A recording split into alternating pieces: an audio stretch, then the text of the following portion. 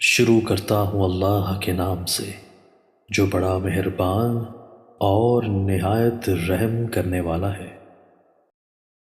حضرت ابو ہریرہ رضی اللہ عنہ نے بیان کیا کہ نبی کریم صلی اللہ علیہ وآلہ وسلم نے فرمایا، آدم علیہ السلام اور موسیٰ علیہ السلام نے بحث کی۔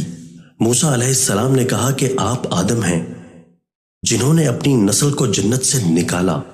آدم علیہ السلام نے کہا کہ آپ موسیٰ ہیں جنہیں اللہ نے اپنے پیغام اور کلام کے لیے منتخب کیا، اور پھر بھی آپ مجھے ایک ایسی بات کے لیے ملامت کرتے ہیں جو اللہ نے میری پیدائش سے پہلے ہی میری تقدیر میں لکھ دی تھی۔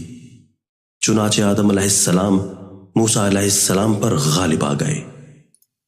دوستو، اللہ تعالی ہمیں ان احادیث مبارکہ پر عمل کرنے اور اپنی زندگیوں کو سنوارنے کی توفیق عطا فرمائے۔